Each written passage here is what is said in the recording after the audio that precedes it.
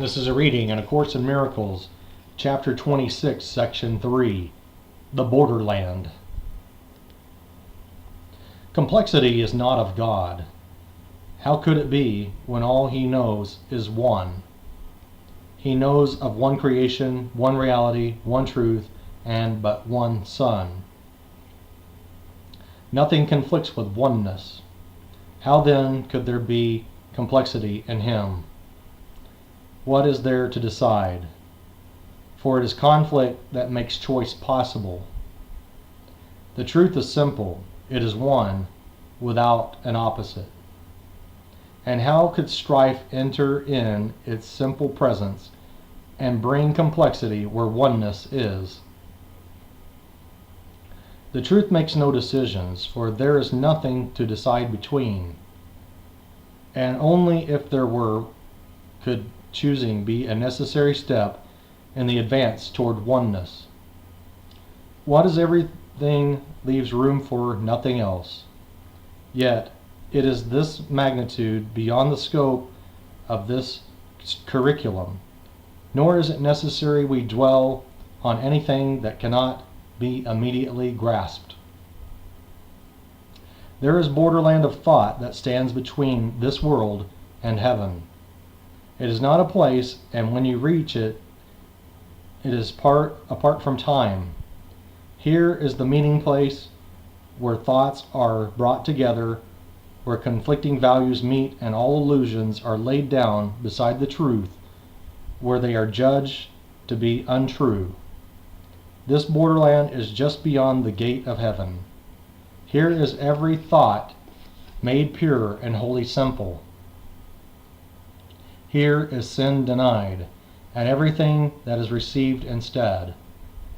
This is the journey's end. We have referred to it as the real world. And yet there is a contradiction here in that the words imply a limited reality, a partial truth, a segment of the universe made true. This is because knowledge makes no attack upon perception. They are brought together, and only one continues past the gate where oneness is.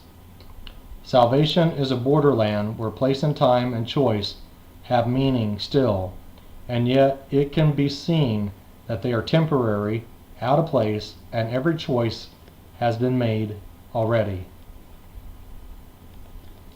Nothing the Son of God believes can be destroyed, but what is truth to him must be brought to the last comparison that he will ever make, the last evaluation that will be possible, the final judgment upon this world. It is the judgment of the truth upon illusion and knowledge on perception. It has no meaning and does not exist. This is not your decision. It is but a simple statement of a simple fact. But in this world there are no simple facts, because what is the same and what is different remain unclear. The one essential thing to make a choice at all is this distinction, and herein lies the difference between the worlds. In this one, choice is made impossible. In the real world is choosing simplified. Salvation stops just short of heaven, for only perception needs salvation. Heaven was never lost, and so cannot be saved. Yet, who can make a choice between the wish for heaven and the wish for hell unless he recognizes they are not the same? This difference is the learning goal this course has set. It will not go beyond this aim. Its only purpose is to teach what is the same and what is different, leaving room to make the only choice that can be made. There is no basis for choice in this complex and overcomplicated world, for no one understands what is the same and seems to choose where no choice really is. The real world is the area of choice made real, not in the outcome, but in the perception of alternatives for choice.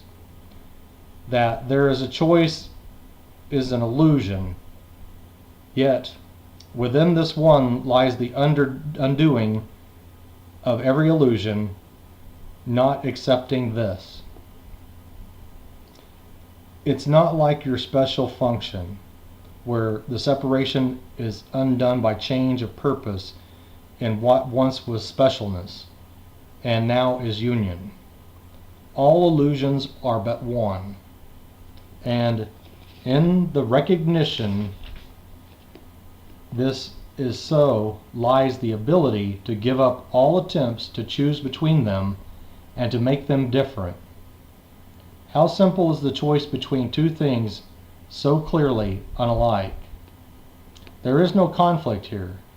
No sacrifice is possible in the relinquishment of an illusion recognized as such, where all reality has been withdrawn from what was never true.